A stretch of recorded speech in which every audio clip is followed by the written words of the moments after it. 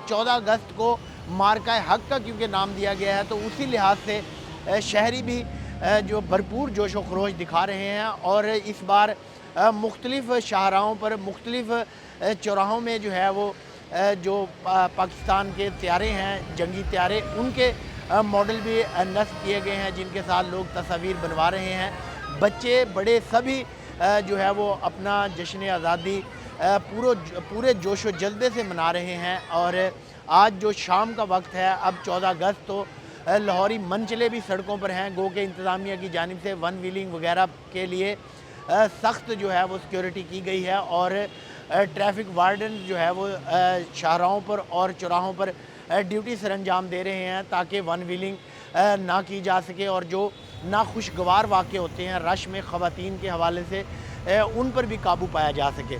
लेकिन उस सारे के बावजूद तमाम शहरी भरपूर तरीके से इस वक्त सड़कों पर हैं और भरपूर अंदाज में 14 अगस्त को सेलिब्रेट कर रहे हैं। लिबर्टी चौक में भी काफ़ी रश देखने में आया है, माल रोड पर, जेल रोड पर, इसी तरह जो लाहौर के बड़े पार्क हैं वहाँ पर सैर व तफरीह के लिए फैमिलियाँ जो हैं वो पहुँची हुई हैं, इमारतें सजी हुई हैं और हर तरफ सब्ज़ हलाली परचमों की बहार दिखाई दे रही है। अब तक के लिए इतना ही। अरशद चौधरी को इजाज़त दीजिए।